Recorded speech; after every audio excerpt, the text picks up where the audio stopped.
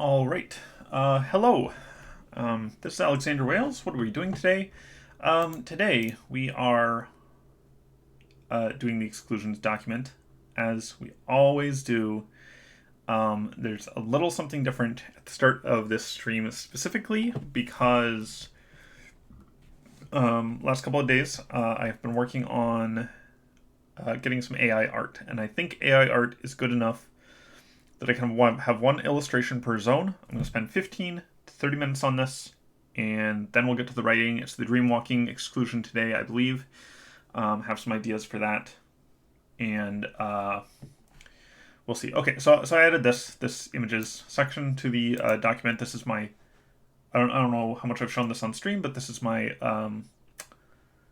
my like notes to myself about this project, and I like having this for any project, even prose writing, to try to be like, what are the pain points? What am I trying to accomplish here? Like, I think that helps you make something good because you can drive towards whatever you're getting at. So yeah, I'm not going to repeat all this. I'm going to actually post this into the Discord chat. And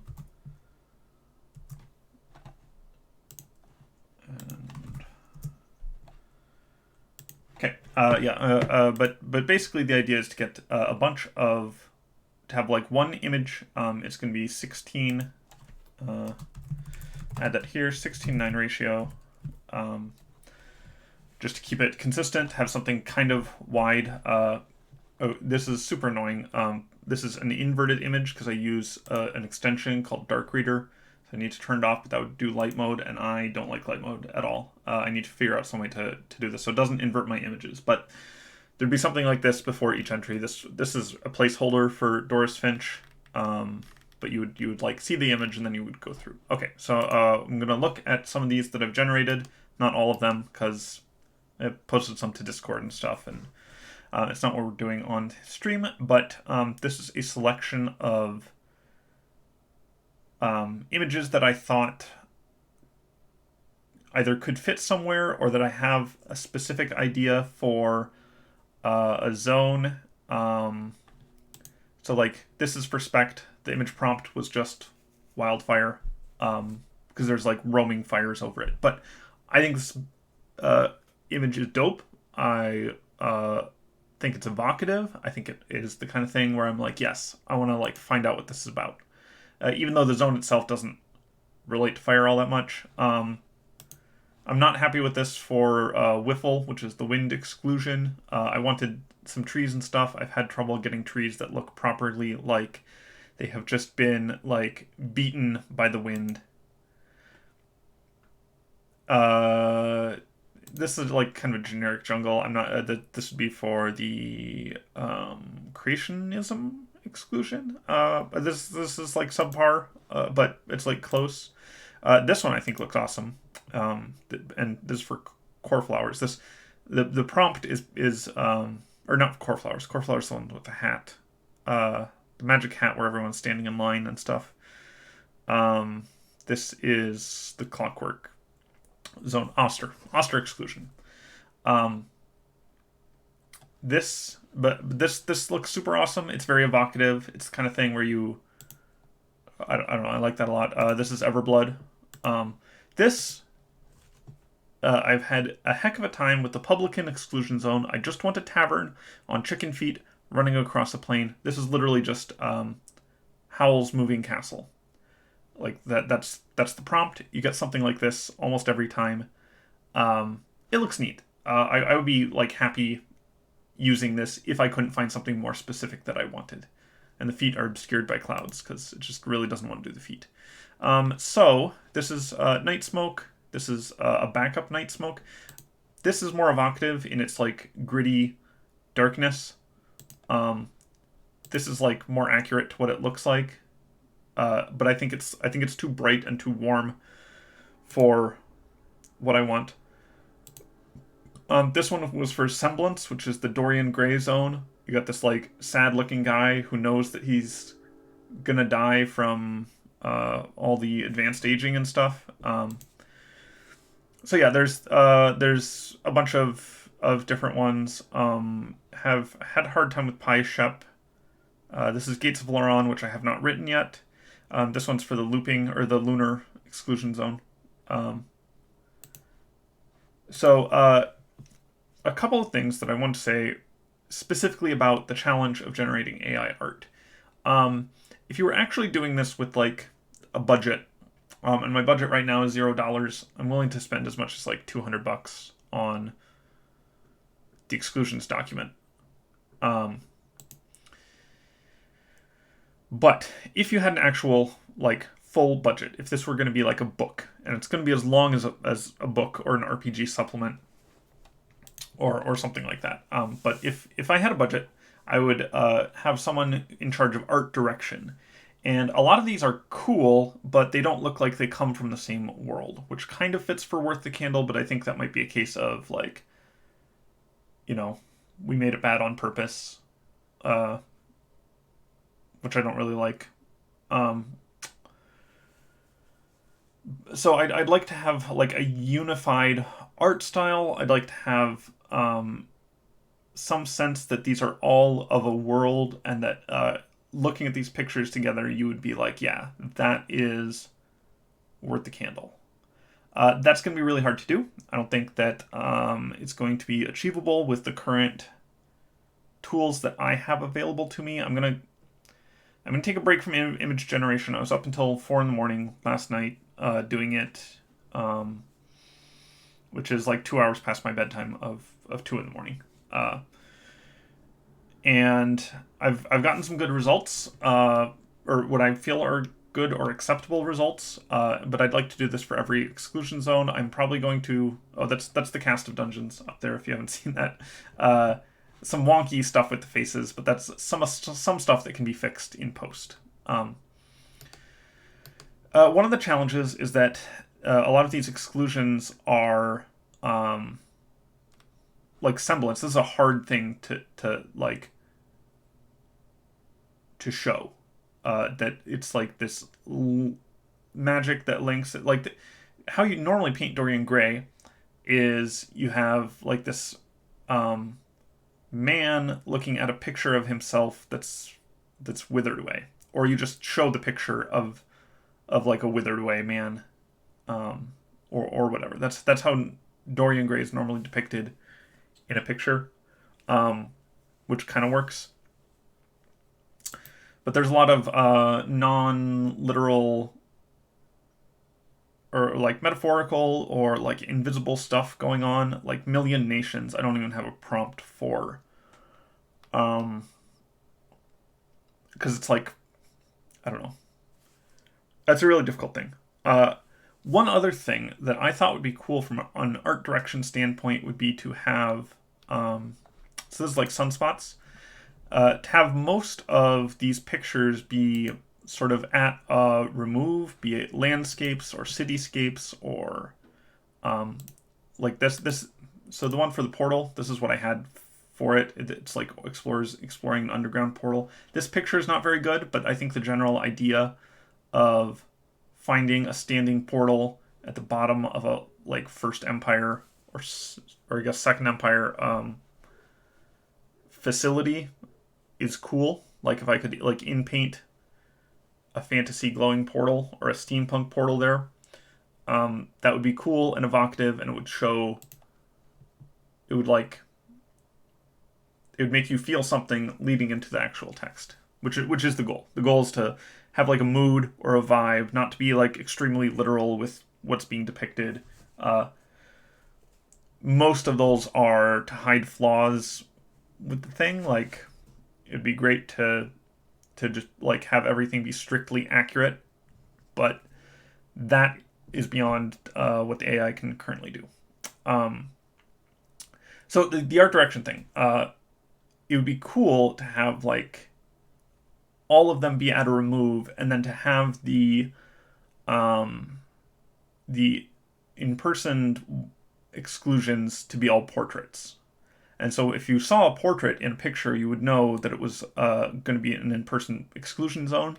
And if you saw an entad, like with this quilt that like hyper maximizes other entads, if you saw something like that, you would know that it was different. Like the art style would communicate to you some of what the zone would be about. I thought that would be cool, but then you lose stuff like this. Like I think this is a good thing for semblance. I think the sadness in this guy's eyes just turned out well, and the like. I don't know. I like this picture a lot. I like regenerated it a few times to be able to get the nose kind of right, and it's still a little off, but I think it works here. So I don't know if I'm actually going to do that art direction thing, because then like I would have approximately 13 portraits and like 60, 50, I guess that'd be 57 like non-portraits, or ones where we're basically only showing people if they're at like mid distance, like this. The one with the zone with the black hole space expansion. There is not. I've tried a couple things for it. What I want is blue sky and like dirt brown earth and like a solid vertical, or sorry, a solid horizontal horizon with almost no other features except in the middle, very, very small, a little trail of people with backpacks making an expedition through the zone. I want that. And I can show you, in fact, where is my home? Okay. I'm going to scroll through a bunch of stuff. If you haven't seen it, I was trying to get Alfric and having a lot of trouble.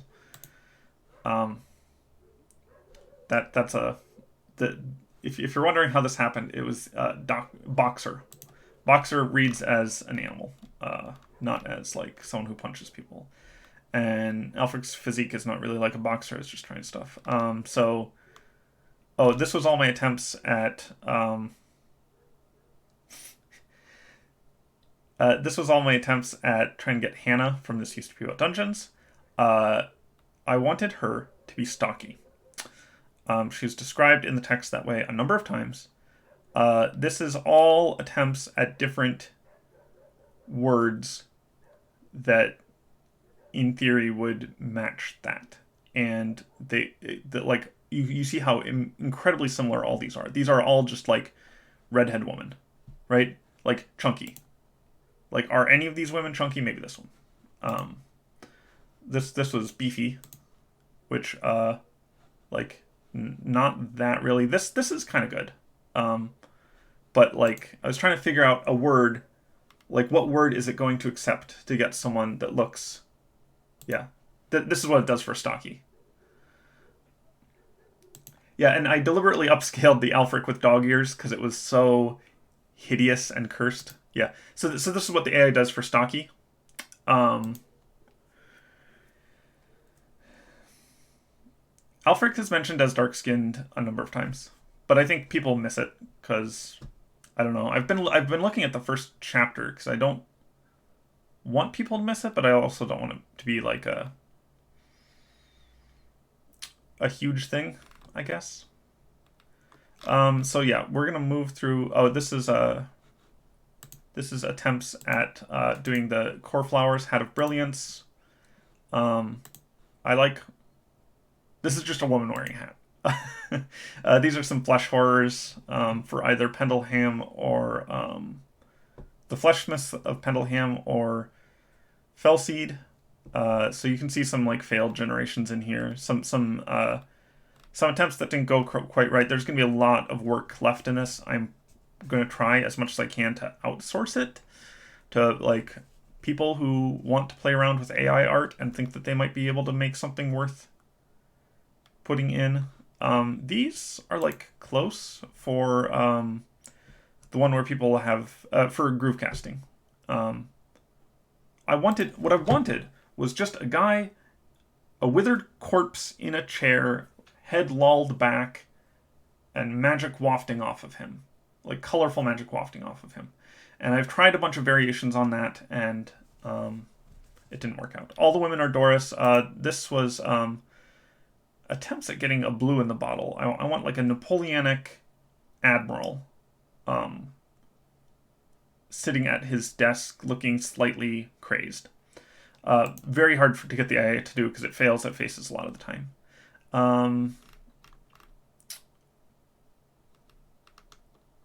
I've done a ton of attempts at PyShep, and just like this is nice and it's evocative. It doesn't have PyShep in it. This is just basically this is like says nothing about the exclusion zone, but it evokes, which is good. Clown Napoleon is all actually fairly close. I was trying to get the black tower and the white tower, whatever that one's called. Name is escaping me for the moment. I like almost like this. The hat looks dumb, but for the hat of brilliance. Oh, okay. So here, this is something like what I wanted. There's way too many people for the space expansion one. If I could like shop out most of these people and have these people more clearly be adventurers or something going through this vast barren expanse, and ideally like more on the horizon, I guess, or like with the camera down lower, the like nominal camera. Okay, that's 15 minutes, so we're in the 15 to 30 minute range. I'm going to talk about some of the failures and how to try to make up for them. A lot of these could be tweaked in Photoshop. Yeah, $20 on Fiverr. Yeah, a lot of these can be tweaked in Photoshop. A lot of them probably can be just like in-painted using different tools, like using these tools. Just so I do need to learn how to use Photoshop or GIMP because I'm not going to pay for Photoshop and I don't really pirate anymore. But yeah, I am going to try to like just get a spreadsheet and be like, hey, here are the images that we need. Here are the prompts I was thinking of. If you can come up with something, then please try that. I can't remember why I got. Oh, I was just trying to get the PyShep exclusion, but I like that guy. I don't think that this is PyShep, although it could be. But I like this like old guy. His eye's a little wonky, and I don't really know what's going on with his head. So yeah, spent way too much time on the publican zone trying to make something workable. Something like this is like this evokes Dorisopolis, but I want to show Doris herself, which is going to be hard because like you do identical women and whatever. It's difficult. Oh, I thought it would be easy to do the Datura Desert. Because I just want some, like, magical beasts racing across a desert. And I don't need the magical beasts to be that close to what's in the book. But it's been... I keep getting these curls. I don't know why that happens. It's probably some combination of keywords and stuff. But I'm still working on that one. It's also not written, so whatever. This is also for the space expansion one. This was an early attempt. I think there's too much features down here, but that kind of sense of isolation and like incredibly desolate area, I like. Also, this one put like fake, it put a fake signature in the bottom right.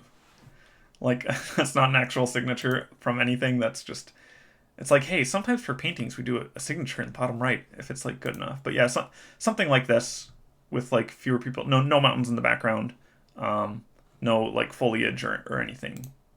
But similar. So yeah, like this I like too. I think this is the one that is in the dock at the moment, but I didn't bookmark it.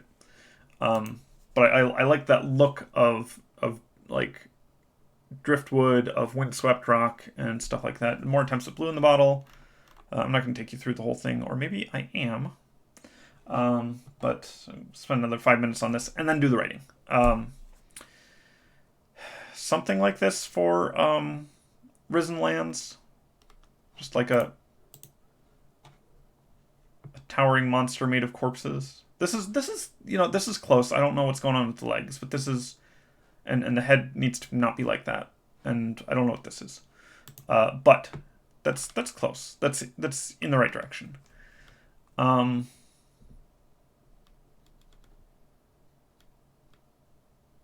Yeah, there were some attempts at generating an underground for Thanic Exclusion Zone, the underground dungeons one. This is actually not like terrible. I want that feeling of like claustrophobia from the picture. This is for Dreamwalking. This one is the one we're doing today. But yeah, there's a ton of these. I really wanted for what was it? The Mendel Exclusion Zone, where they are like working on creating this species. I wanted a bunch of scientists using calipers to measure eggs. Have they made an AI that programs already? Yes. But it's something that programmers use as a tool. It is mostly, from what I understand, I don't do programming anymore. It's mostly only good for helping you out and for simple functions, which leaves you to think about the more complicated things. Google has Copilot, and there's some others. I think it's Google that has Copilot.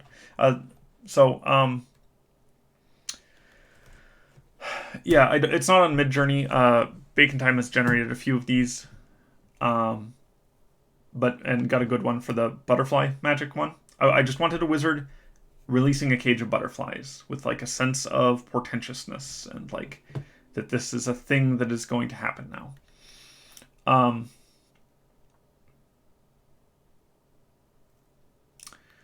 But every time I did it, the butterflies are too big, the wizards are too wonky.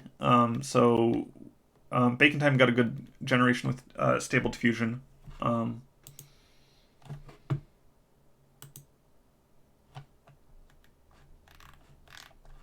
And one that I'm pretty happy with, I won't show it here because I don't want to have to seek it out, but these are more attempts. Like, this tree's good, right? This is the kind of tree I was imagining. It just I want like a wider shot with more trees in it and stuff. I'm probably being picky. So yeah, there's a ton here. So Core Flowers is the Brilliant Hat Exclusion Zone. What I want is like a big thing of a room and a whole bunch of people waiting in line to try on a hat under armed guard. That's what I want, and it's been so hard to do that.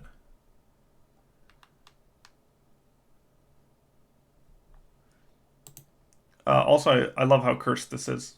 I love the just like eyes completely gone, covered by wrinkles. That's neat. Also, this double face. There's the AI screw ups can be in their own way evocative. Okay, I think I'm done talking about this stuff. I'm gonna scroll through real quick and see if there is anything that I particularly want to talk about. I might use this for the sunspots one. But I don't know. I was trying to get some golems. Bacon Time did a good generation using Stable Diffusion. I'm going to feed that generation back into Midjourney and see if I can get something else out of it. But it's just like this crowded mess of golems for the clay magic exclusion. This is, I think, another attempt at Doris Finch. But like, they're all like wearing hoods it's like dozens of twin women. That was the prompt. But yeah, so there's been some stuff. I still need to do Risen Lands. I wanted to do like a big palatial mansion with zombies trimming hedges. I wanted that for Blue in the Bottle. And have not gotten something I'm happy with there that like basically never has shown me a zombie. You say palatial mansion and it's like, oh, I can do the mansion, and then you're like with zombies and doesn't. I think if I did this now with what I know now, it would be palatial mansion, comma, zombies. But then I've tried that also. I've tried some variation on that, and the problem is it does a rundown mansion. It does a mansion with broken windows and like exposed roof beams and stuff like that. And that's not what I want. I want a palatial mansion in good repair and zombies outside casually tending the garden. And the big issue with AI art is that there's certain, like, it's very hard to get it to do composition, at least for this model. And it's very hard to have it do contrasts, like big bold contrasts. Some of these are just people. I was experimenting with faces. I think the rest of these are mostly just experimentation. I remember I kind of like this one, but it doesn't like fit for anything yet. It was pointed out to me that it makes more sense to generate an image first and then write an entry after, but I'm not doing that. It's not how I want to do it.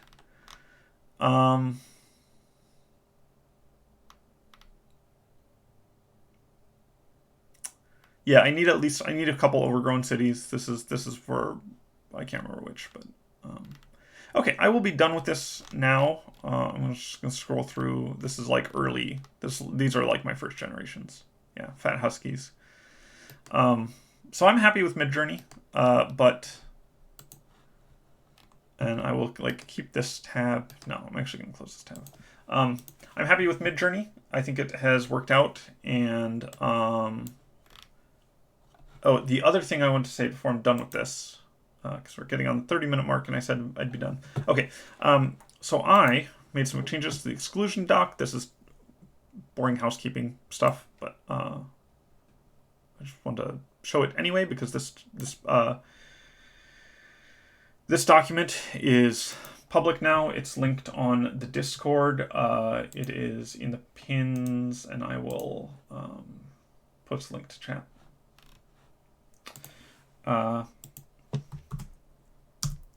This document is public now, so you can look at it if you want. So I did 3 columns. So there's if I have made an image for it that is in the doc, it will have a number here, and the number is how happy I am with it, on a scale of 10. So like any image at all is a 1. But I probably won't put an image in until I think it's like 3 or 4. It's in the right direction. And then here are, these aren't prompts to be fed to an AI. They are sort of some idea of the direction I want to go in. So, most of these have a prompt now.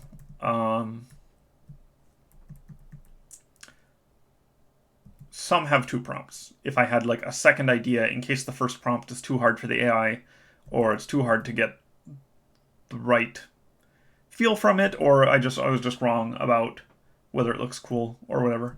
And then because this has a number in it, on my status page, it just says stats, but it's more status.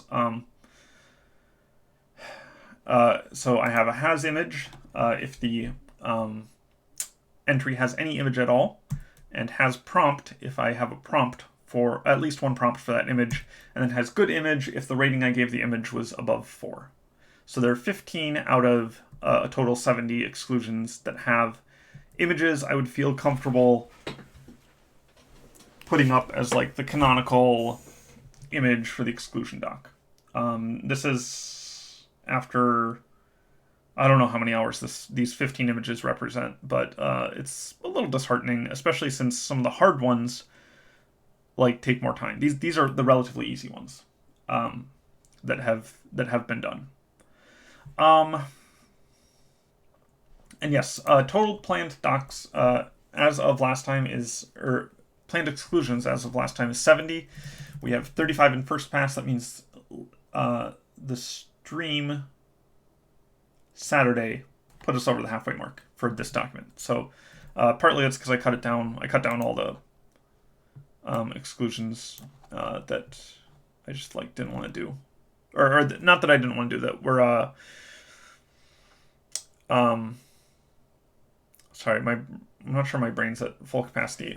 The ones that were like dead exclusions down at the bottom here, I cut those out last time. Oh, and I added, it was apparently super easy to do. I added data validation for these, so I can just have a drop-down list of for status and not like retype anything, which is super neat. I do get excited about Excel still. I know this is Google Sheets, it's not Excel, but whatever. All right, let's get to some actual writing. This is an inverted image, so just in your mind, invert the image. It's actually not inverted. I think this is a result of Darkreader. Trying to save my eyes, which does not work in this case. Okay, so this is the dreamwalking exclusion zone.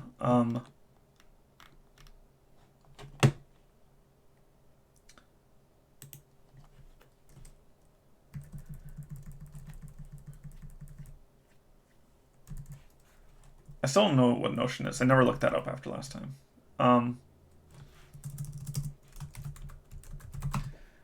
Okay, so the dreamwalking exclusion zone is a weird one because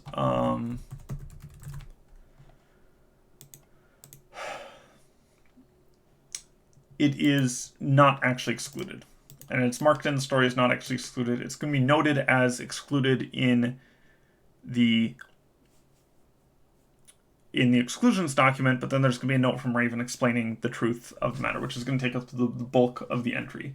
And it's going to be like a little mini Uther story. That's my plan for it anyway. So this is actually a...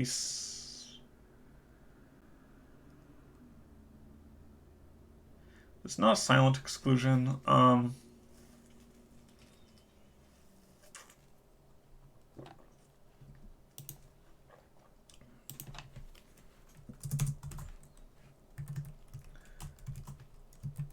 Yeah, this is going to be the DWEZ-P.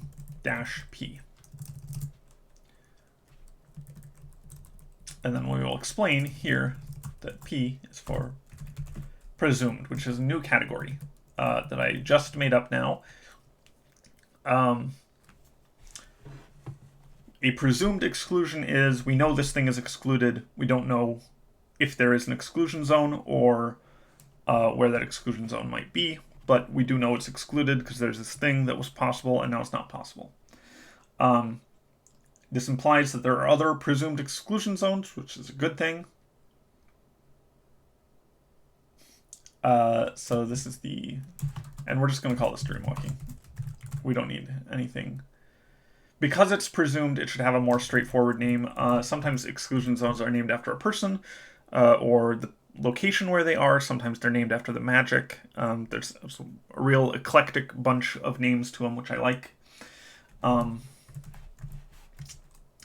So I actually think this might be the only presumed exclusion that I do because of scope creep.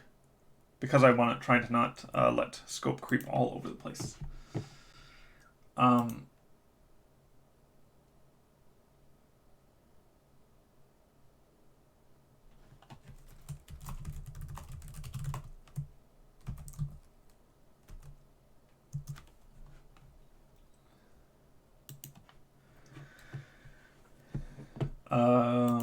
Just 1 second. I'm talking to my wife.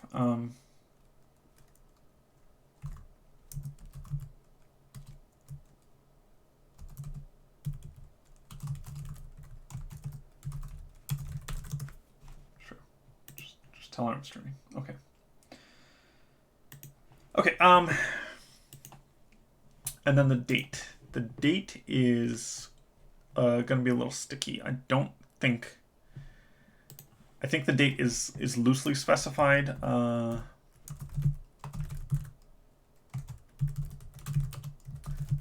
We have the Lord of Dreams. So this is the chapter where Raven says that this has nothing to do with the exclusionary principle, and she's an authority.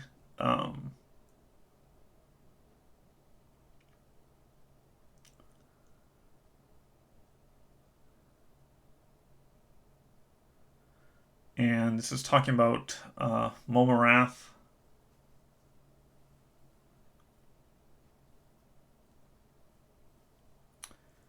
So I think we're only doing one presumed exclusion. If I hated myself and I wanted to continue on this project for like an extra additional month, we would do all the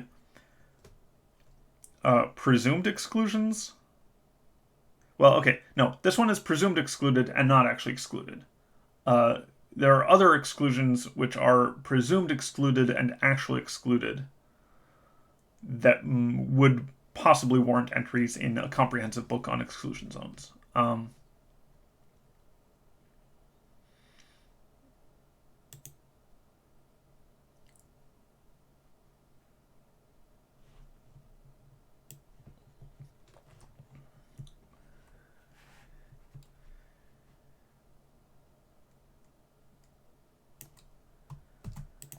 Okay, I do try to like look up notes before I do these, but in this case,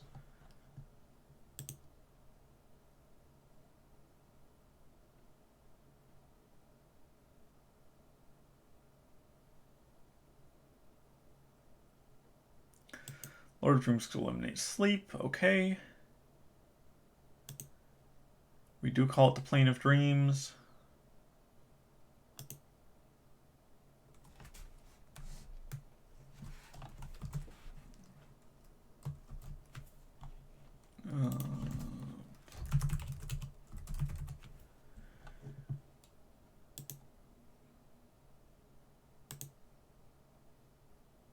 This was the passage I was thinking of.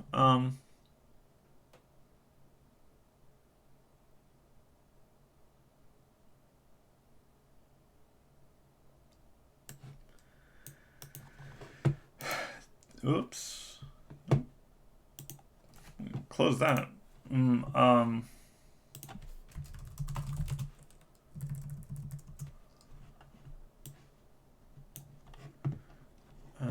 Okay. While that's loading.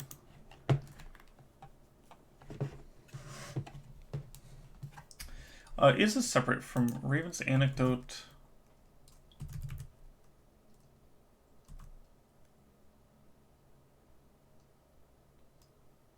Yes, this is separate from that. Sorry, I had to refresh myself on this because this is like... This is a single paragraph in 1.6 million words. And I did not remember this at all. I remember it now, having read it. But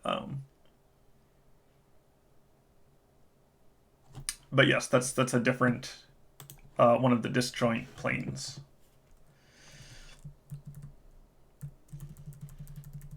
And she says 500. You know what? We're just going to make this an exact 500. 27 FE. That actually might not be exact, but I am adding it to my timeline here. No, I think this actually earlier. I think this is...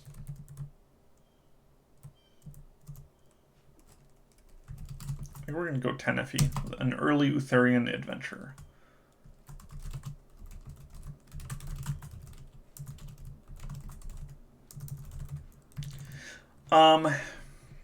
Okay, so this one's more a story one. I mean, not a story one in the sense that it relates a lot to Worth the Candle, but in the sense that it... What did I just say? I said 10. In the sense that it will relate a story.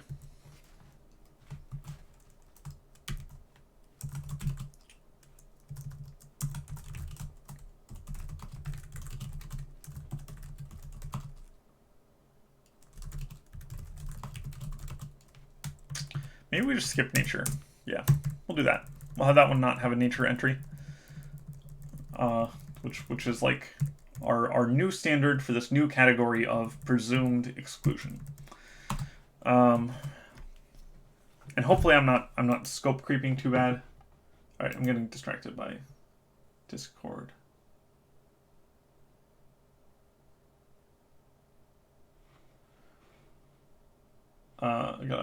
I gotta mute some stuff. I am in streamer mode, it says, but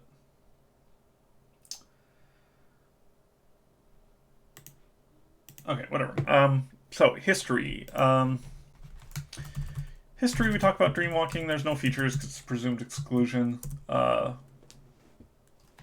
I seen Sandman on Netflix? I was hoping to start watching it tonight with my wife. I'm a big fan of Neil Gaiman. I read all of Sandman, American Gods, Anansi Boys, a bunch of his other stuff.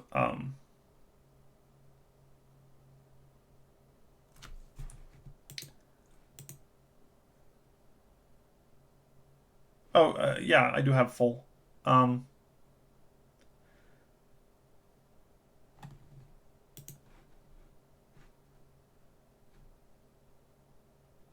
might change that in here because I like it presumed a lot more.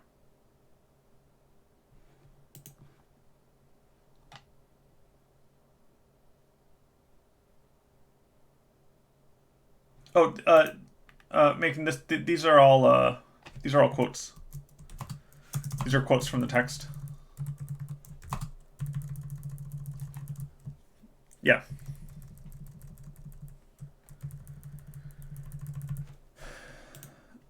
Okay, I'll change that later, but I will probably change full to presumed, or I will bring this to inline with full.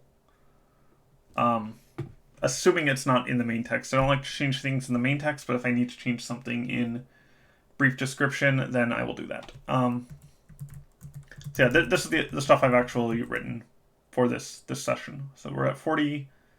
It's called 41 minutes, and I've written one word. That's fine. Okay.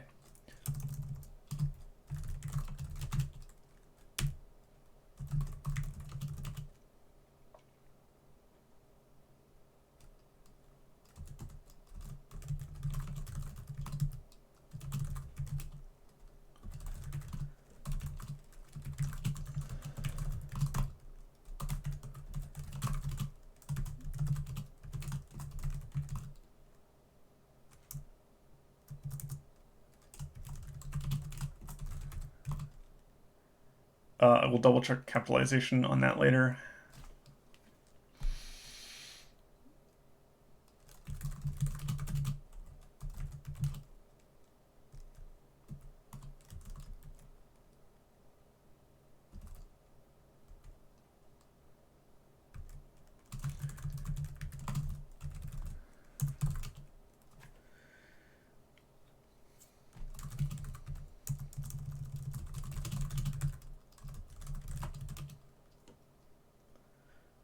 Initially requiring under the ingestion.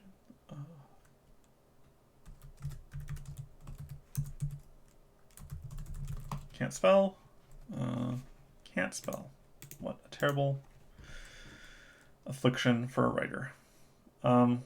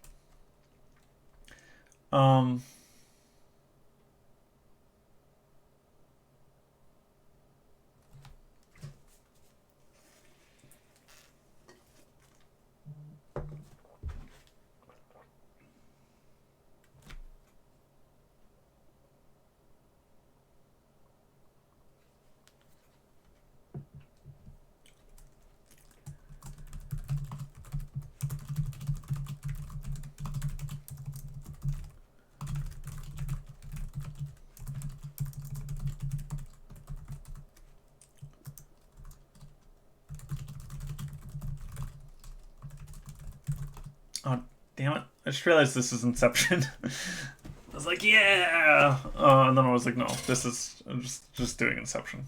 Which is fine. That's not the point of this, like, it's not the point of this entry.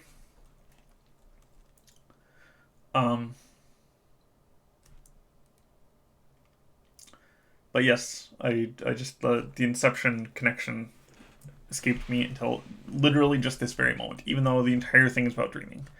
Um,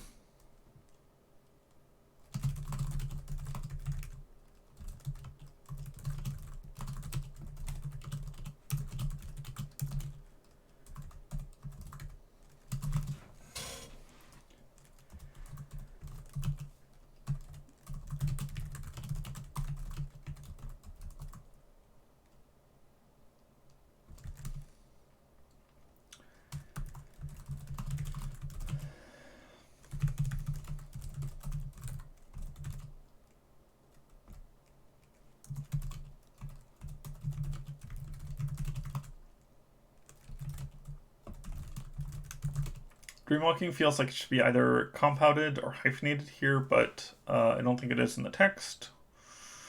Um,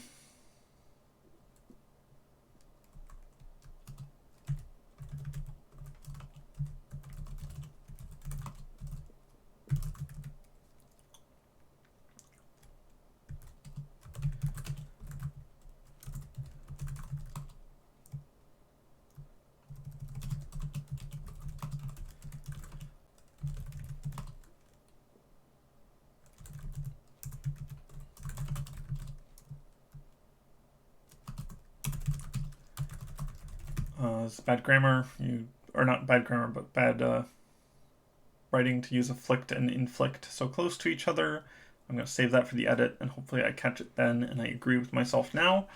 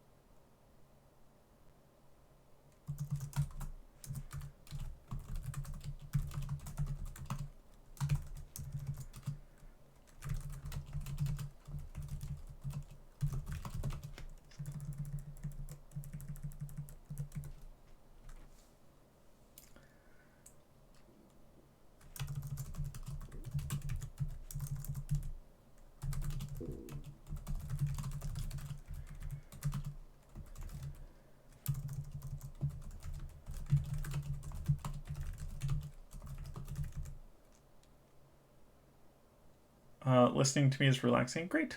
Mostly I'm typing at the moment. Um, Hopefully someone got something out of the AI art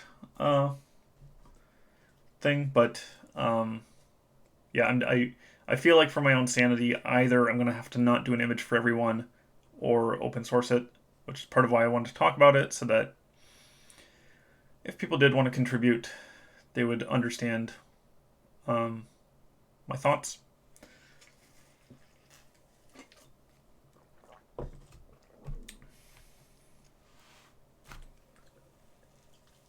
Yeah, and you know what? Midjourney, only $30 for 1 month.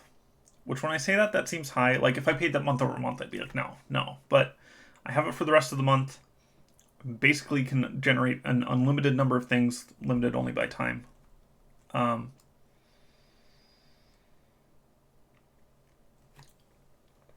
and I will definitely, I'll definitely work on it more. If I get half, I'd be happy.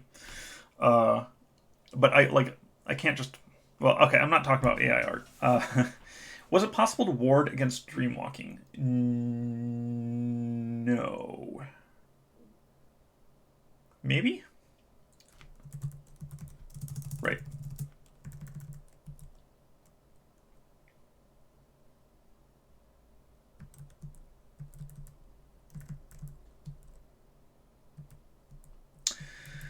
Did he not know her last name?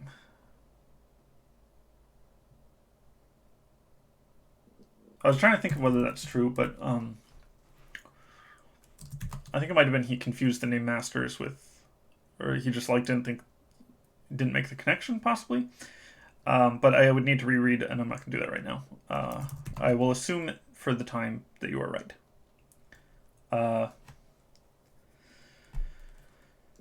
Possible to ward against dreamwalking? I think not. But that's kind of an arbitrary call on my part.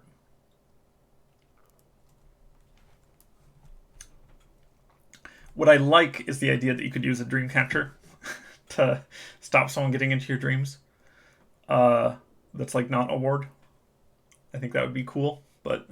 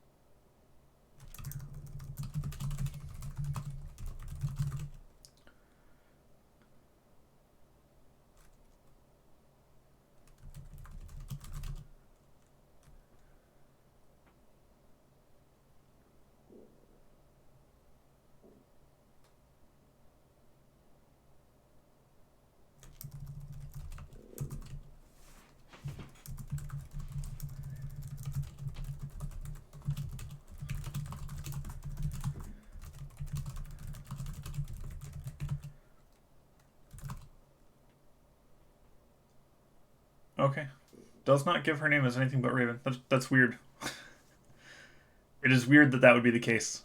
I'm not saying it's a plot hole, but that does raise my eyebrow a little bit, and I'm like, why would I have decided to do that?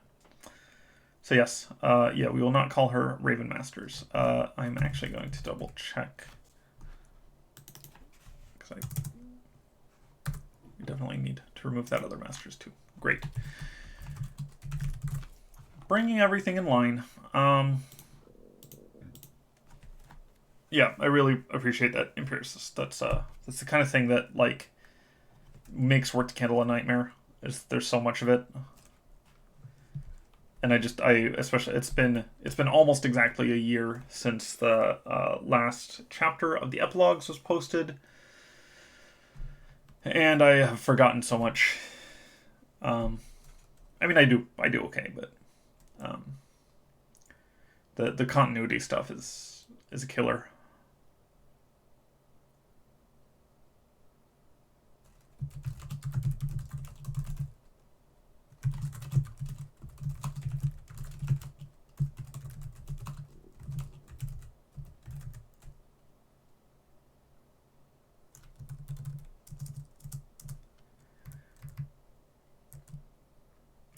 Yes.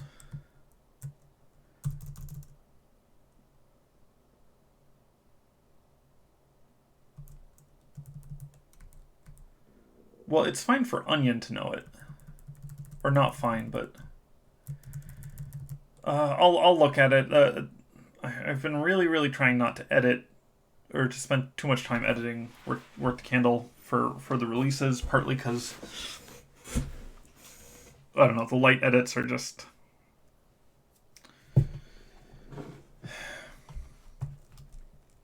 it's a time thing mostly. My dad has read Work the Candle, most of it. I think he found the Infinite Library not very compelling or something. I feel like I had to listen to him to be like, oh, I didn't like that part very much, and then it's like, oh, but I'll read it later, and then he just hasn't read it later, and he keeps repeating that he dropped it and he's going to read it later, and I don't really care if he reads it, but I just, you know, I don't need to be told, like, hey, I'm not finishing your thing. Other than that, my sister worked at a publishing company, like a super small press. She read a novel that I wrote, and she gave me a lot of editing feedback on it. And I haven't published that novel because it's like super early stuff. This is like 2011, when I was like not very serious about writing. I think that's the only thing my sister's read of mine. And then my wife has read. She never finished Worth the Candle. She's a big fan of Glimwarden, and she hasn't read any of Dungeons. And then she's read like bits and pieces here and there. But I think that's it. And then I have friends who have read my writing as well. Okay, digression over. But yeah, that's my dad's the only like family member who has read any of Worth the Candle, and he said he appreciated it. He said he got a lot of insights into me from it that he had not had before. So, I guess that's good.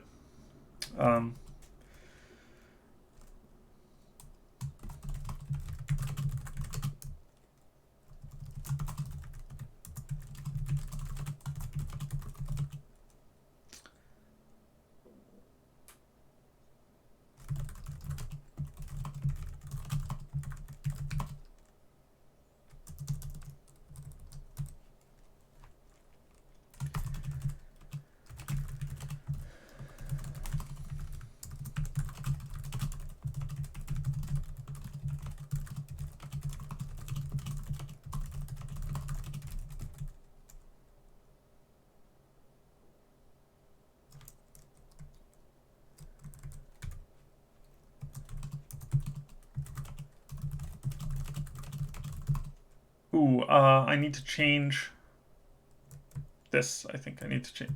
Oh God, I hate these inverted images. Like why? It inverts it and makes it brighter. I need to have this be after the pit, I think. Which is, why is this not on here? This is like one of the most important things on the Uther timeline, and it's simply not on here. Okay, I'm gonna fix this later. But I need to move this.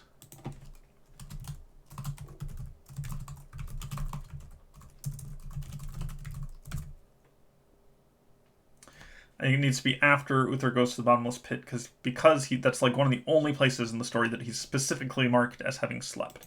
And after the Lord of Dream stuff, and then defeats needs to be in quotes. I think it's more that they come to an understanding, and he gets like kicked out. But I believe I need to change this for continuity's sake. And this was not supposed to be one. Yeah, if I could just move here, I'm going to temporarily move that up to 13, because that can be done without. But I'm going to include a note in there. This does make a 7 years after the founding of the First Empire, which is the meeting of 17 swords, that would be like 8. Well, you know what? That would be fine then. Okay. Okay, I'm not going to worry about this. I'm gonna right now. This is like the kind of thing that makes writing hard. I mean, no, the thing that makes writing hard is trying to like be evocative and manipulate a reader's sense of themselves and laying things. There's a lot of stuff that makes writing hard, but one of the things that just detracts from actual writing is trying to track down that stuff when you're in the middle of something else. But I did remember that just now, that there's exactly one point in the story where Uther is marked as having slept, and I need to not contradict that.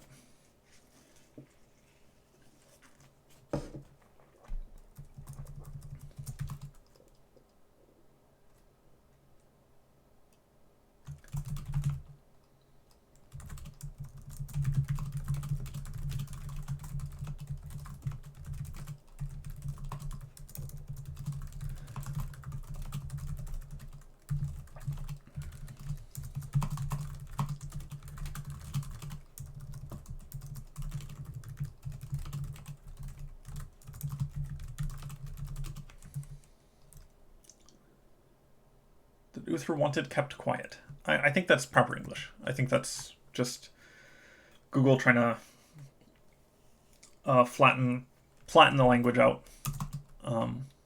which it loves to do.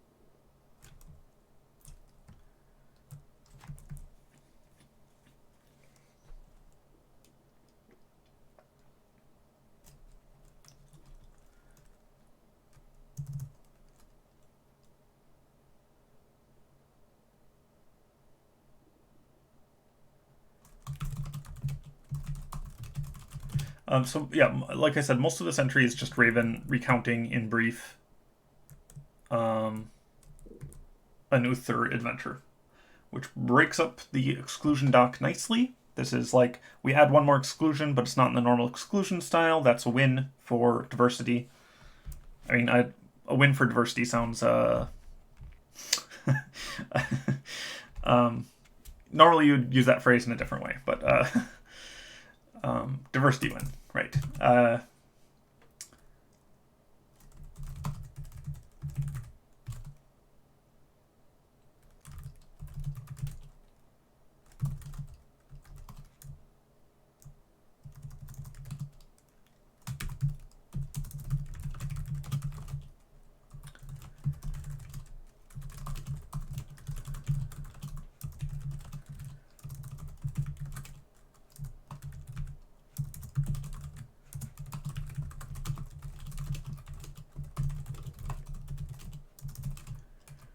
Making this sound like Raven is a future me problem. Future Alexander can worry about character voice.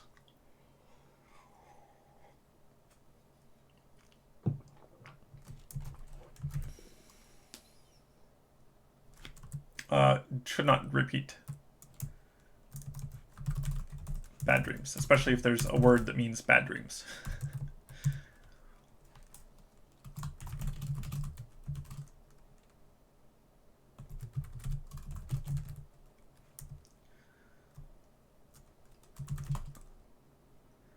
We have themes of suicide within Worth the Candle. How does this tie into those?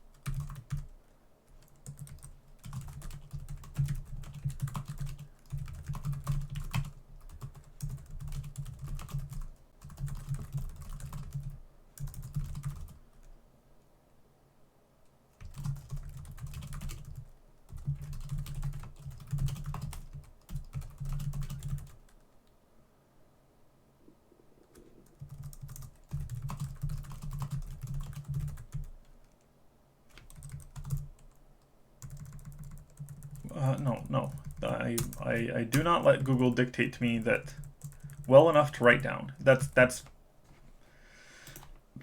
fine English. It's like half the time it's just trying to make your English more boring.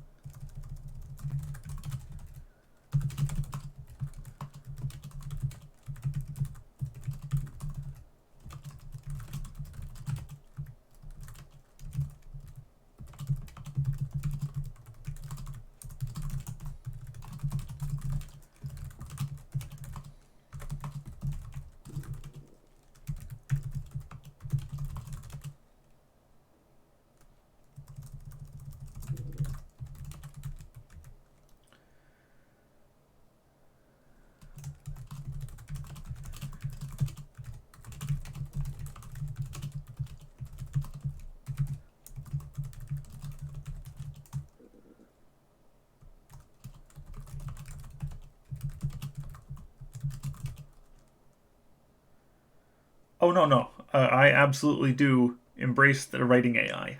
Writing AI is amazing, and I'm going to use it, and eventually it's going to put me out of a job. Right now it sucks, unfortunately. I have tried writing with GPT-3 and with Novel AI and with probably a few others, and it's just slower than normal writing because you got to fix so many glaring errors. I think it's probably fine if your strength is as an editor rather than as a writer, and you love editing stuff into being beautiful prose. Not that my prose is beautiful. My prose is not beautiful, but yeah, no, I embrace the writing AI, but I also think that being able to make money writing is not terribly long for this world. I'll be surprised if I can like keep making a living at it when I'm 50, which is 14 years from now.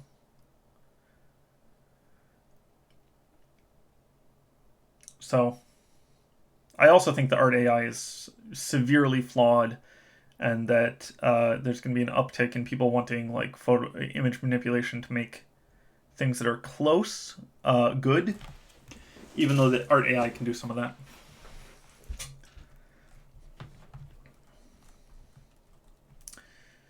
Yeah, the autocorrect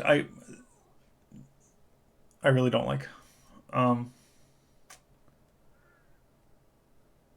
Because it suffers from the same problem that the art AI makes, which is, and with actual writing AI makes, which is that it tries to make everything fit the most established patterns.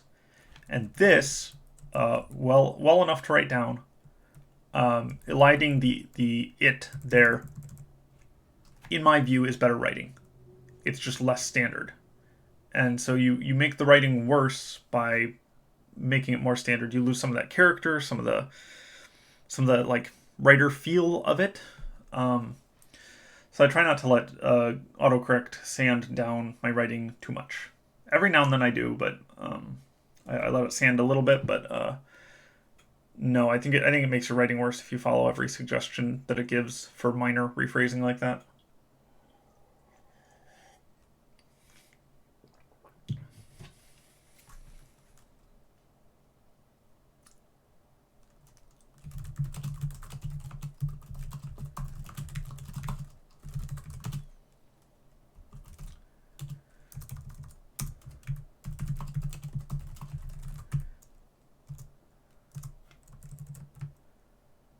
You're gonna say woke up? Yeah.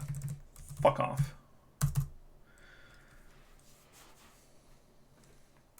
Like, that's so much worse flow.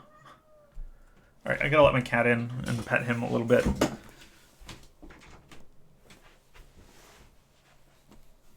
Or, I guess not.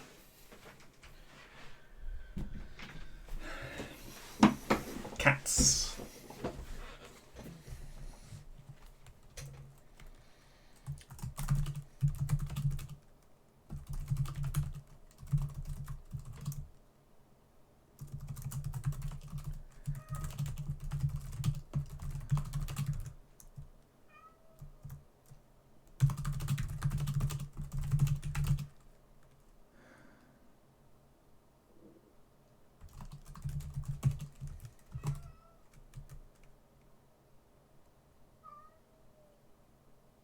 Okay, give me like 5 minutes. This cat might not have been fed this morning, and he's just meowing outside my door and it's pissing me off. So I'm gonna try to figure out what his needs are and meet those needs, and I'll be back in like 2 or 3 minutes. Sorry for the dead air.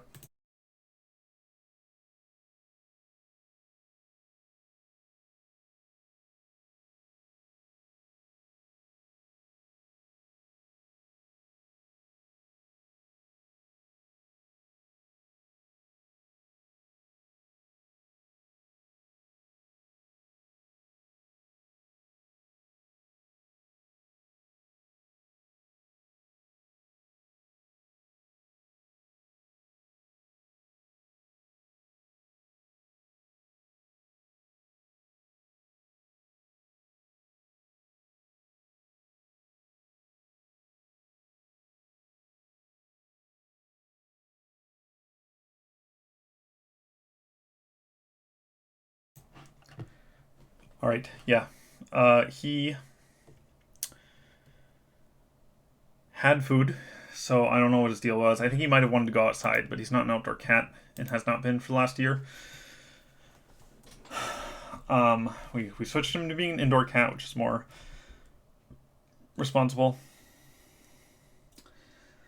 But yeah, if he's just like sitting outside the office door meowing, that's makes it. There is a Patreon tier. I usually send them on request. What I need to do is I need to set Patreon up to have a specific group, and then just do that at the first of the month every month. I've been meaning to do that for like years, maybe. I owe a lot of back cat pictures. But what usually happens is people will be like, "Hey, like, can I have a cat pic?" And then I send them cat pics. But I need to like set up some kind of automated system, especially with the Worth a Candle. I really didn't want to be sending people messages on Patreon. It's like, "Hey, here's a cat picture." I know that I haven't posted a chapter in like 2 months. It's a social anxiety thing for me that I did not deal with all that well. Sometimes there's like an email, and I just get super anxious about it, and then I end up not responding to it, which is like super bad, especially if it's, I don't know. I have an agent now, so my agent handles a lot of the business side of things, and I can just focus on writing. And my wife handles some stuff when I just get like, I just be like, "Hey, I'm getting like overwhelmed and super stressed out about this super simple email that just needs like an okay, thanks." I could do a secret Discord channel, yes. I don't want to tie into Discord too much because I feel like it didn't exist a couple years ago and might not exist a few years from now, and might at any point crack down on things. But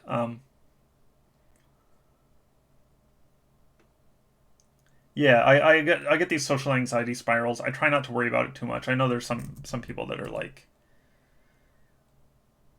it's so easy to like get caught up in that kind of thing where you just like feel increasingly bad about it. And so I just try to make peace with blowing some things off. I made peace with blowing off the exclusions doc, actually.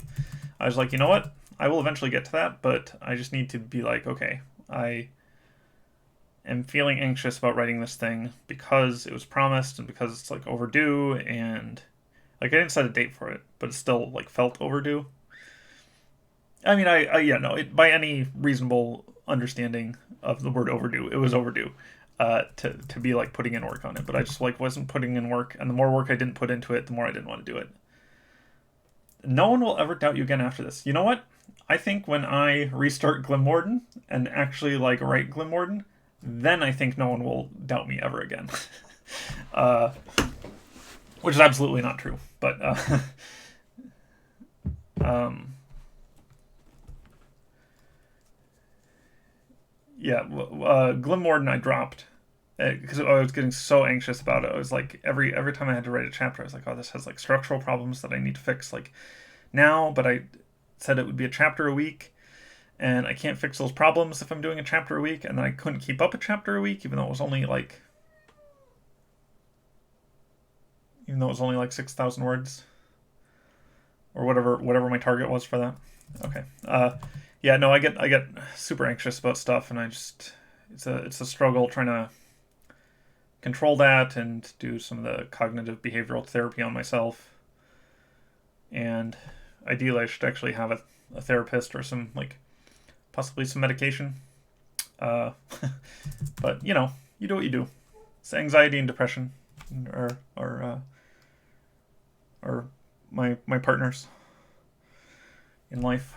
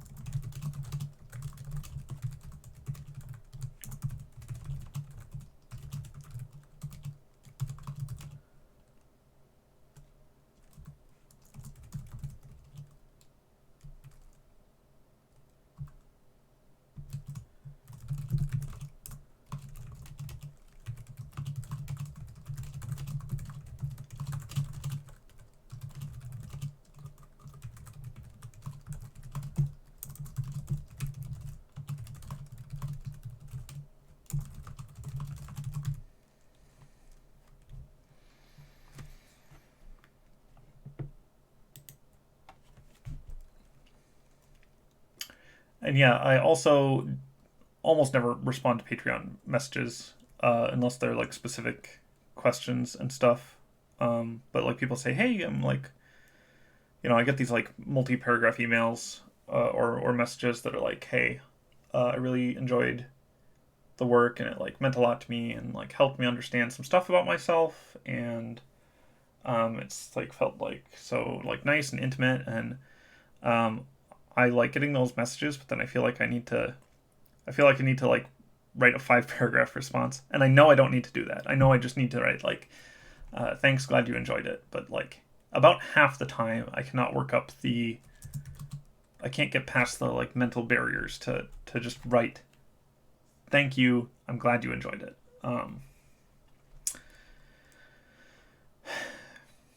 It's also why I tend to be a little bit taciturn on like social media, including I guess Discord or Reddit. Is It's easier for me to handle stuff that way. And it's funny because the social anxiety stuff is almost not at all in Worth the Candle. I mean, some of it is, but I think it's much more of a problem for me at this age than it was for me. Like I had a lot of friends when I was in high school and hung out with people all the time, and I think it's gotten worse as I've gotten older. Which is why part of why it's not in Worth the Candle. Partly because like I think reading about someone who is depressed and has a bunch of social anxiety would be a bit much. So it doesn't show up in the work very much, but and I do try to be open about this kind of thing because I feel like it's the kind of thing people don't talk about. There's like stigma and stuff about especially, you know, I'm saying I essentially blow people off sometimes because I can't handle it. But I would prefer to talk about that stuff and have people know. Yeah, I've read To the Stars, or I was gonna say I am reading To the Stars, but I just have a backlog and stuff. Oh, some of it is detachment from the audience for the purposes of the art, which is a good thing. Like, I think death of the author is a good thing. It's a good thing for discourse and stuff. What I don't like is when people are like, oh, death of the author, and also, if you look at the author's body of work, here's all the biographical stuff I'm going to assume about the author. I think that's idiotic. Happens a lot, but I think authors should be detached from the audience just so they're not like I hate giving a thesis statement about what a work is about, and I hate I hate engaging in a critical reading of the text with the audience, like being part of that critical reading, or even just reactions. I don't want to hop in and be like, hey, wasn't that line pretty neat? Um, isn't it like awesome? Like this setup and payoff that I did. I think I only rarely feel that way about my own work. Um, but I would never want to engage with an audience in that way.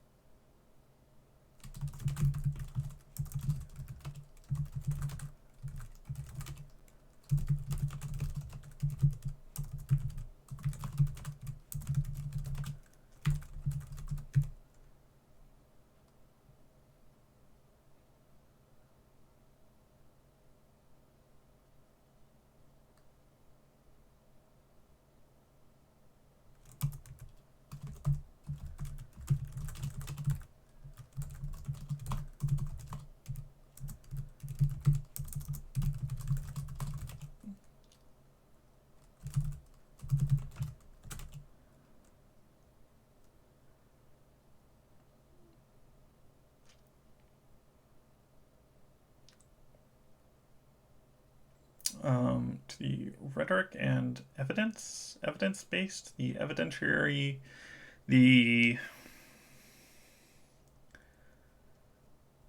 hard facts.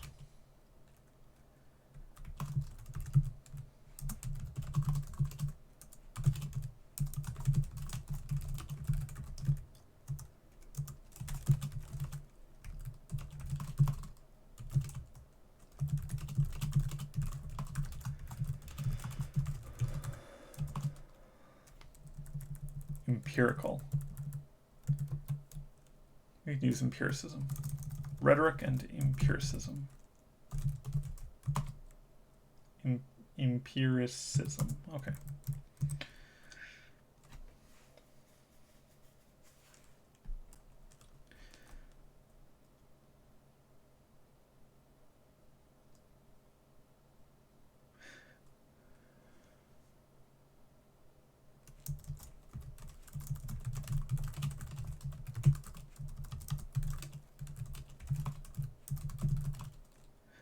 It sounds like P-Space. Okay, so the plane of dreams is one of several idea-based things. The thing with P-Space, so there's the other side, there's P-Space, and there's, I think, a different one. But the plane of dreams, which actually, plane of dreams.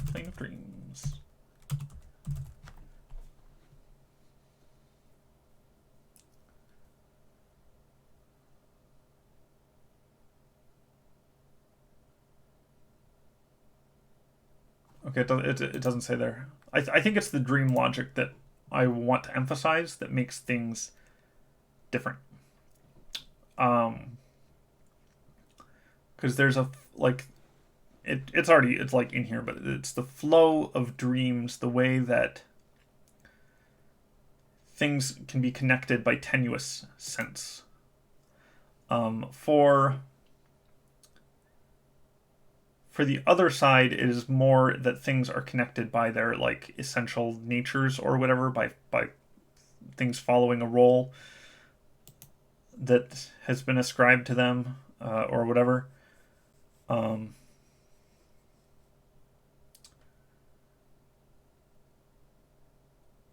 Other side is P space is different. I think that these are all in here somewhere.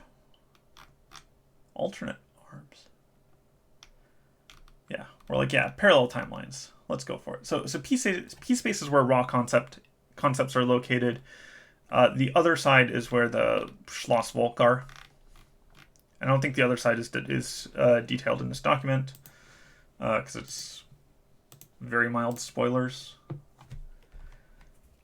I would count those as all conceptually similar. Yeah, because they are conceptual spaces. Where like where scientific rules do not apply. And I am just doing this one exclusion today. I'm not sure I said that, because I was up until 4 a.m. last night, and I shouldn't have been. Sorry, outer reaches. Duh. Yeah, no, outer reaches. I'm definitely mixing that up. The other side is different. I always get those mixed up. Not I get the names mixed up. Not their reality, right? The outer reaches are not technically in P space. I think they're in a different form of it. I might be wrong on that, because outer reaches show up only for like one chapter in full. Like, they get mentioned a lot, but then they show up in one chapter in full, and then I think P space is conceptually different. In fact, sorry, I'm going to double check this just to make sure. Here, plane of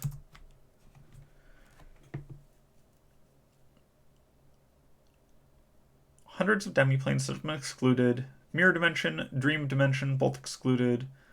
M space, which is mana space. N space, which I don't remember. T space, which is trash space. P space, which is the platonic space. 9,000 hells, no heavens. Ethereal plane, which I believe we're getting to in the exclusion doc in more detail. Plane of drift, which is the Amelia Earhart. The 37. I think this is describing the disjoint planes.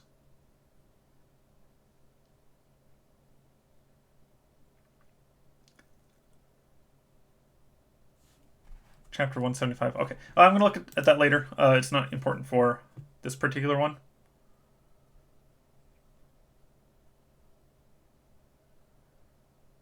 Okay. I might have collapsed those into one. That seems very possible. As originally conceived, they were different places. So it's very possible I collapsed those into one in that chapter specifically, and then ended up forgetting about it. Which is especially a problem in stuff that is not fully on screen. Especially, like I've said before, stuff that's only a paragraph, I don't remember all of that, because sometimes it's just like a one-off thing that I thought was an interesting bit of flavor that got added in, then I just don't remember it at all.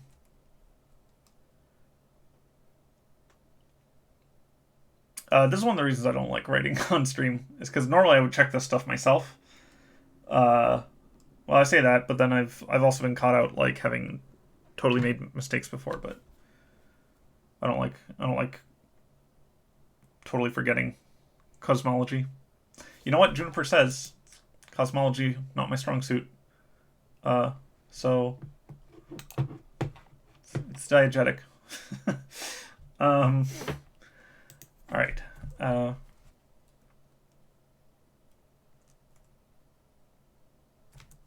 Shouldn't be rule, should be ruler. Now you'd think it would pick up on that if it's going to pick up grammatical errors.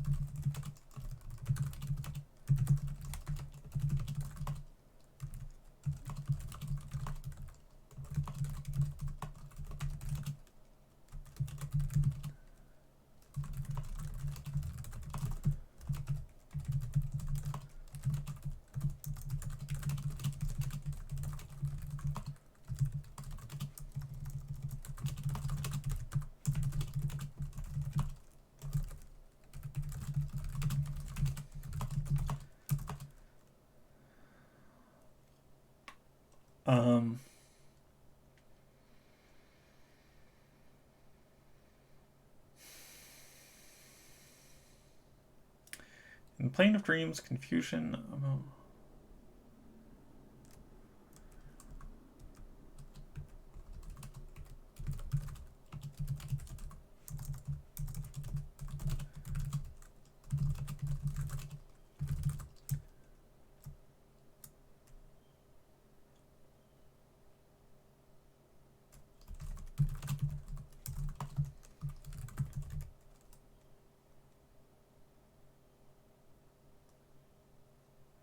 This is I think I'm going to reduce that to language. There might, because I knew when I started this, continuity errors are going to be like the big thing here, especially because it's the Uther stuff, and not all of that has like the Firmus timeline, which is partly like,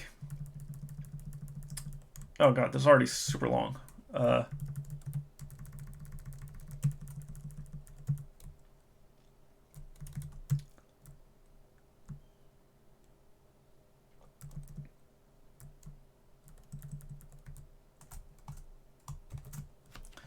It was already 800 words. That's not that long. I think the crystal came later. So we're reducing this to Uther's command of language because that saves us from the continuity or even the potential continuity issue. Writing around continuity is not something I would suggest, but Worth the Candle is just so damn long, and there's on top of that so much in it that it gets really, really hard to continuity check every single thing. So I actually do think, and yeah, I was thinking like, okay, we say command of languages. This might still be correct, but I don't want to imply that he's a polyglot here when he shouldn't have been a polyglot in 10 FE if it is going to be 10 FE and not like 15 FE to be in line with this other continuity thing. I like this confusion about whether you meant to meet someone, so we get a little not Anglo physics, but maybe something similar.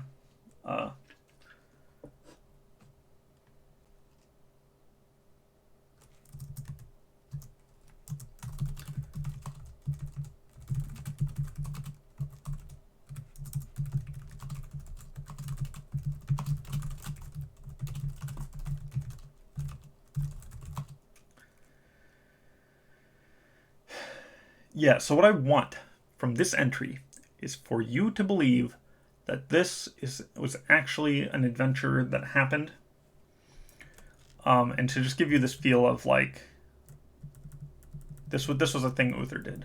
So the whole point of having Raven's notes here is to get across one last Uther adventure that's implied or outright stated to have happened in the text, and we're just fleshing it out enough to break up the exclusions doc by having a more narrative one, and by having one that's mostly a note from a character instead of an actual entry, and also to get this sense of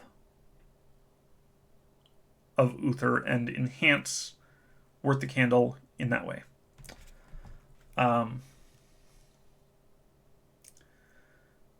It would be maybe at the very end of the Exclusions doc, a note from the Dungeon Master saying, yeah, I thought I was done with Worth the Candle, and I put it to bed, and then there's this one last thing, and then there's this one other thing, which is the speedrun, which we'll see. We'll see about the speedrun. I'm not going to, like, hard commit to it, just to give myself an out, but I do want to get it done. Because that's the most interesting and most anticipated extra, I guess.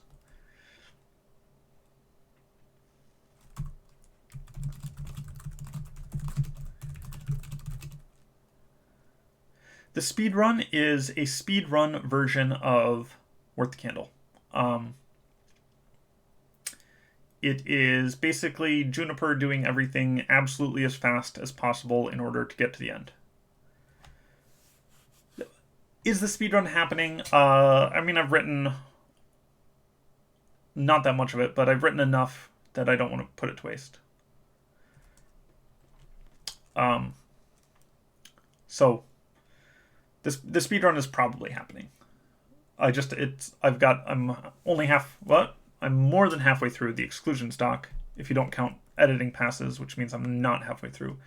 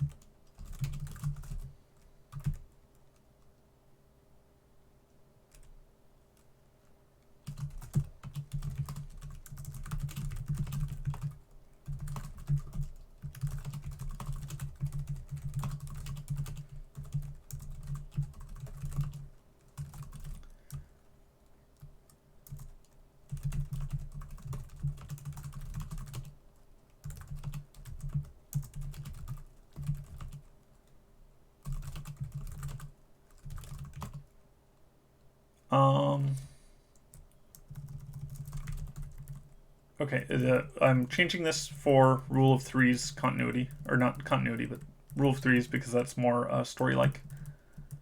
Oh.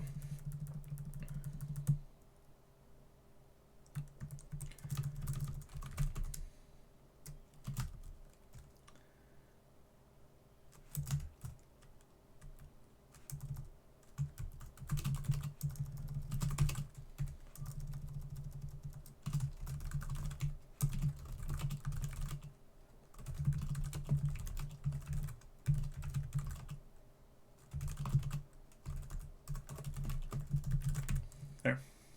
We do Rule of Three for Uther.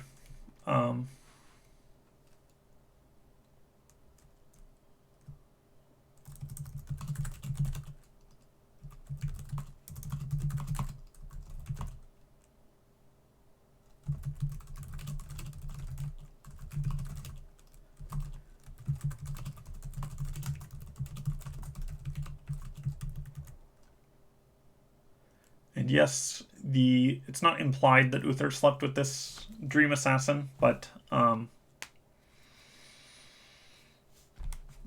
that's the intended vibe, because that's what Uther does.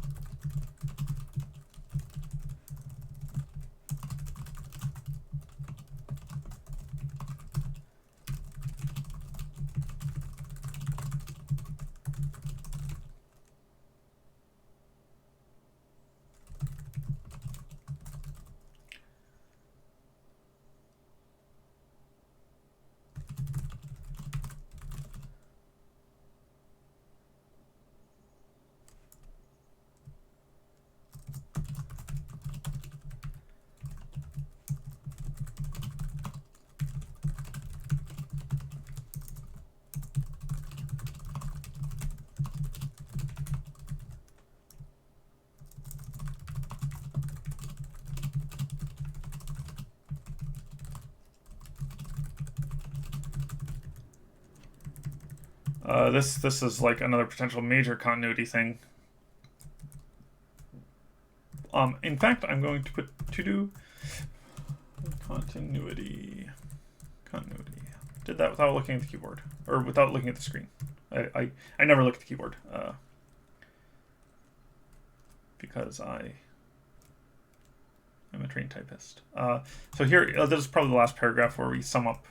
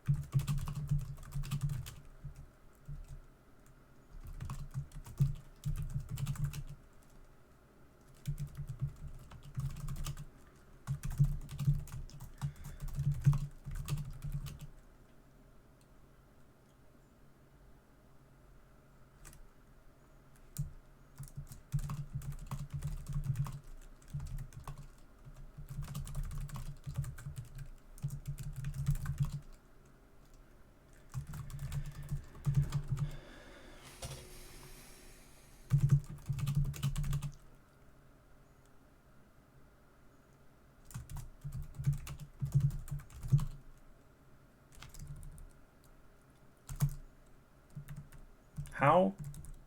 Is that how you... Demence? Okay, no, that makes sense. I was like, is that how you spell it? And if it is, have I been saying that wrong my entire life? Probably I've been saying it wrong. But I at least can look at that and know how you say it. Demence. I'm gonna...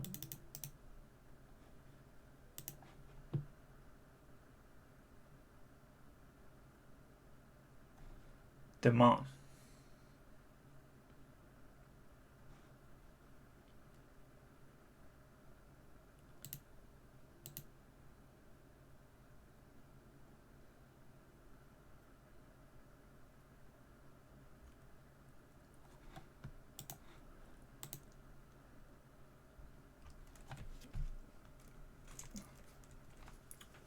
Yeah, I'm gonna do a full continuity check on this, but I will do it off stream and maybe tomorrow.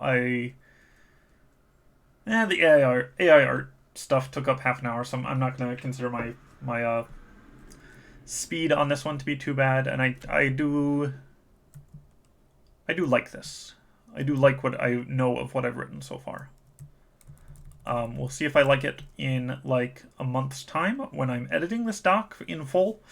And I'm going through each of these entries and trying to make sure that character voice is right for the ones that have character, and to make sure that there's no continuity and stuff, or continuity errors. There should be continuity. And we'll see. But so far I'm pretty happy with this one. Here, we'll just put a slightly less obtrusive. You know what? I'm just going to do a continuity check. Or no. I'll leave that note in there because it is important when this takes place. Like, ideally, this is like... I guess it doesn't matter if this is before or after the... No, this does need to be after the pit. Demont? Demont? Alright, sorry, I gotta check pronunciation because I do not know. Define. Domain. Oh, A. Domain. Domain. So it's just domain. Domain. Oh, why did I think that was ah? Probably because I Domain. don't know my IPA that well. Okay. Sorry for the digressions. I am going to finish this up soon.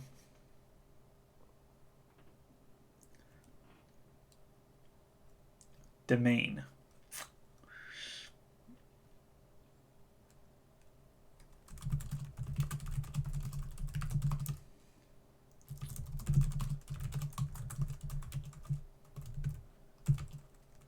With his knights become courtiers.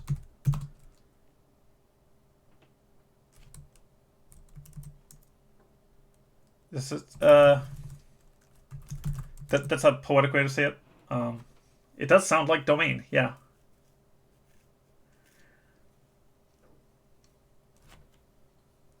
Domain instead of domain, but domain. It's a nice word. I like the word a lot. I just did not until now know how to spell or pronounce it.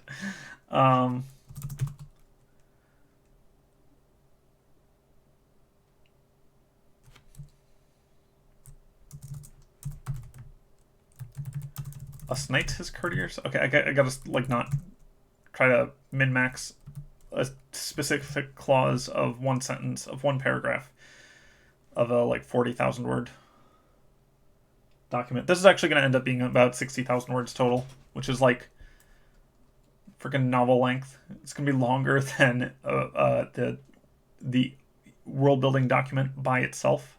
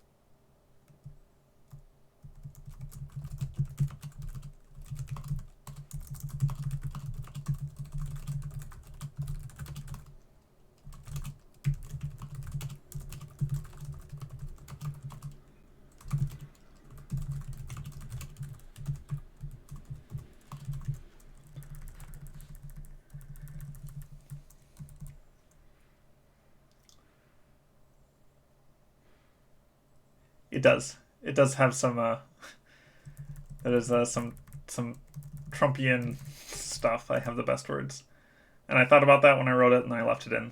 And I don't. Yeah, we'll see.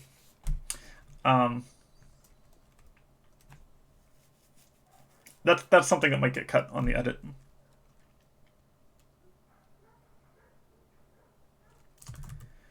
So the Lord of Dreams aspects are mentioned here. That these are like specific. Well, it doesn't.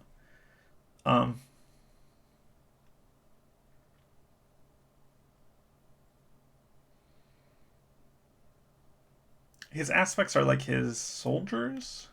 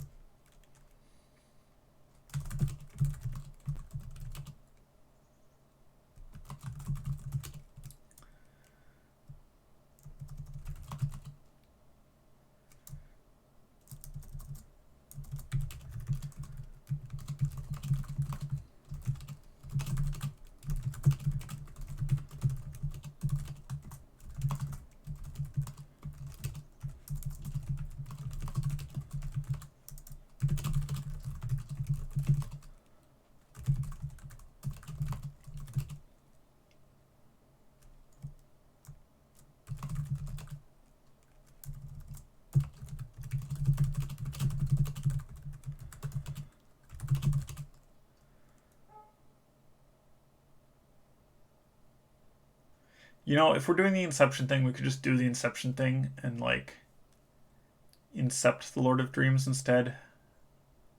That's not clever. I think Inception's been parodied and referenced too much for it to feel fresh here.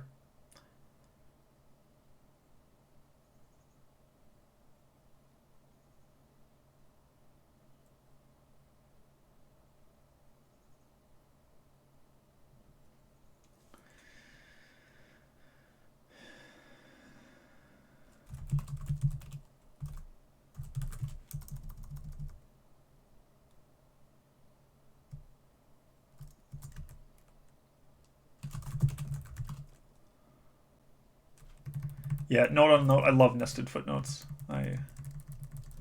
Some of that's Discworld influence. Okay, I do not delete things. Do not delete references until the doc is done. I got to stop doing that because I'm like, oh, I can make progress by deleting this thing that I might need to look at later.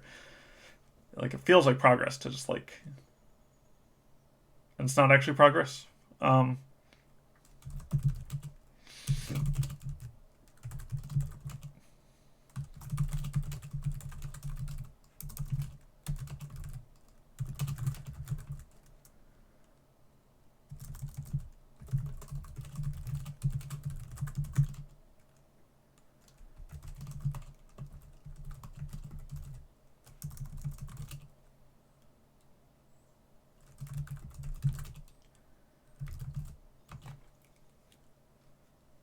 What if instead of incepting Lord of Dreams, you drag them? You drag them into more conscious areas of the dreamland. That's the direction I'm going with this, except it's the not the opposite.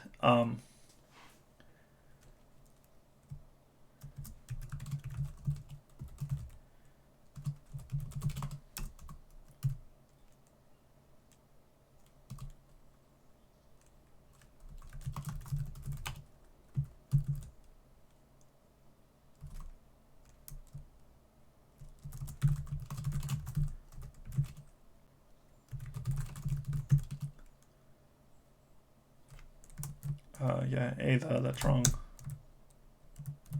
Why the? Why if there's a and the and you don't want to have both articles, why would you why pick the? I know I complain about spell check a lot, but it irritates me.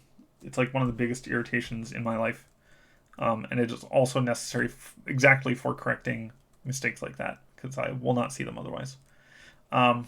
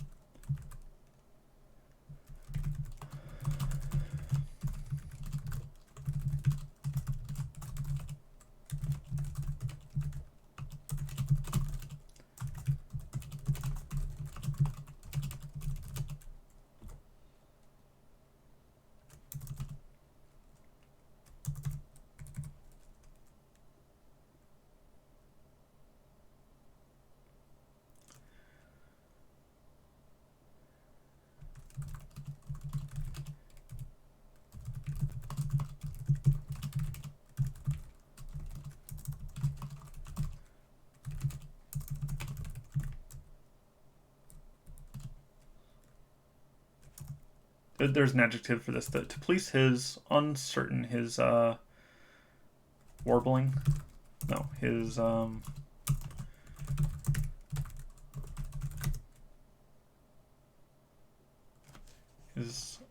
unsettled is interesting. Um, Fluctuating is what I want.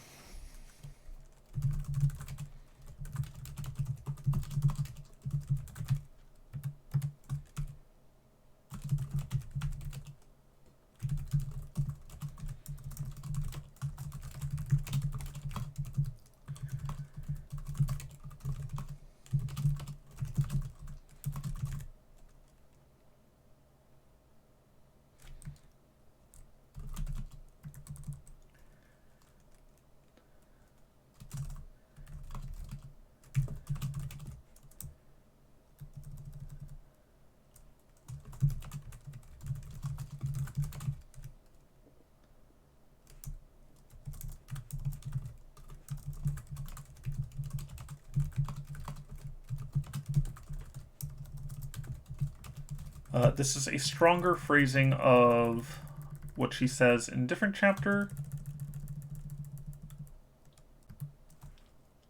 She also says misadventure. I think that's fine.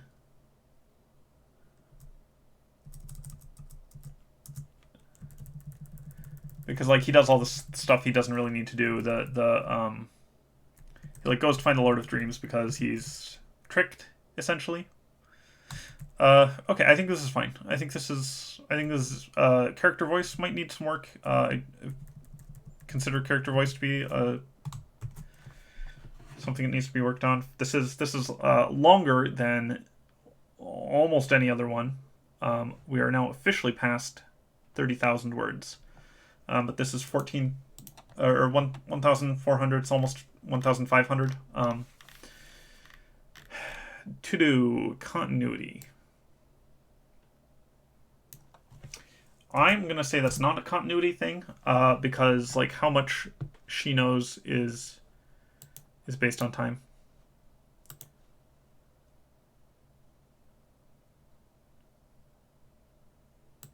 They referring to the Dream Assassins.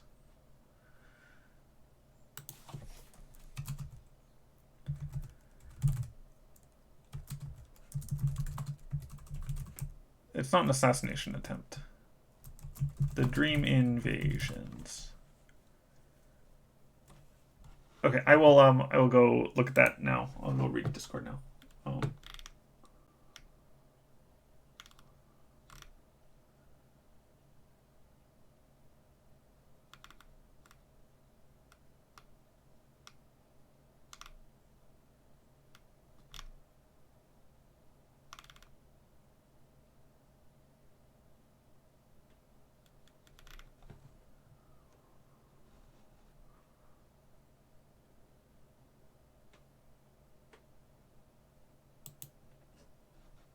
Main Discord channel. Right. 4 a.m. local time. Yeah, I did stay up super late last night. Something in Notion. More attempts at Baba Yaga.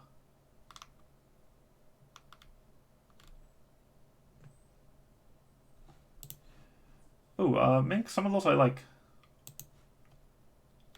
I think I would want to do a style transfer on some of them, but I think some of those are like these awkward moving taverns.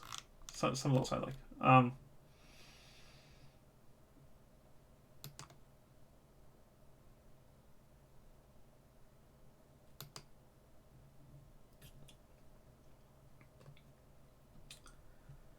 Possibly a bit too early to be noticeable in 10FE. I'm gonna include it because it's a slow progression.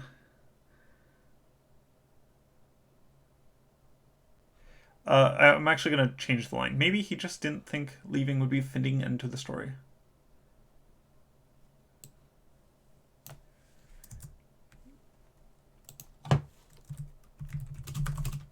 Within Worth the Candle, Uther is an almost impenetrable figure to Raven. She's like got like a little childhood crush on him or whatever.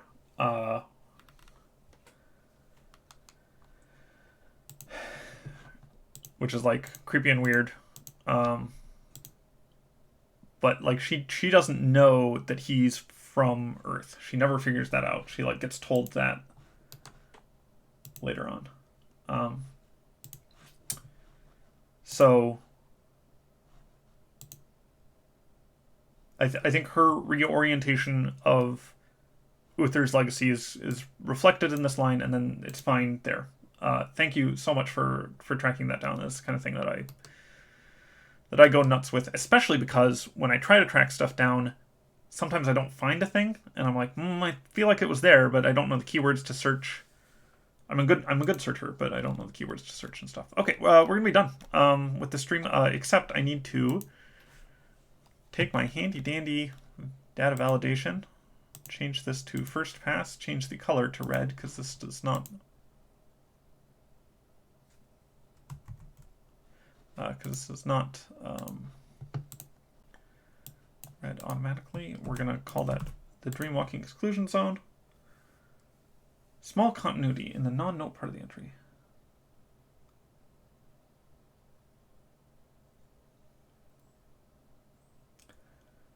I think I'm going to have that continuity problem be fine. Well, let me reread. And I am also going to take one of these. One of these and just mark it green so that I think we're just going to do Ash Magic. No, I need to do a story one. I need to do a story one because I can't have them all bundled up. We're going to have this go green. We're doing Pendleham for next time. Okay, so I'm trying to do too many things at once. It's always a bad time.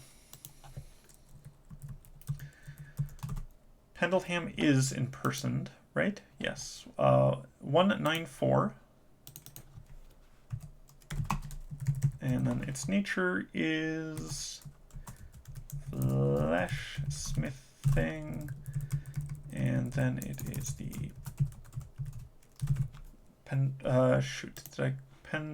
Pendelham. Why do I do this for myself? Okay. And is also major. We don't say. We don't say because I didn't have this be double entry. I should have had the type be like 2 things. I don't know. This I love spending time on spreadsheets, obviously, but okay. And now for the non-note part of this, and I will very briefly change the screen to yeah. This is just bookkeeping.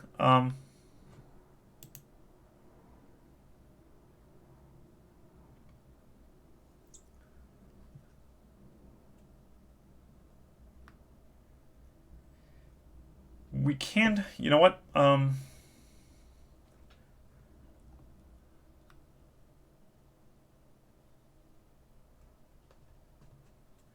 There's no mention of who or what caused the exclusion.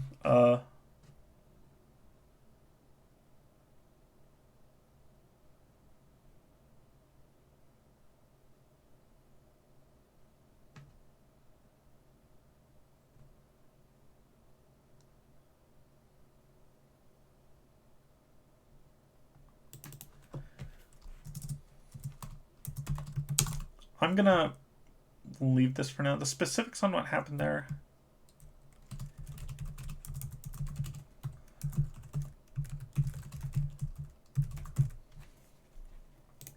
I'm gonna leave that there and think about it a little bit. There were a bunch of people living there in the flesh smithing one. I think it is still major though. I think it's major because it's like a terrible place to live. There is an well, no, okay, that says minor. I will default to that judgment. So Pendleham is minor. It's in person. I'm going to add a note. This is technically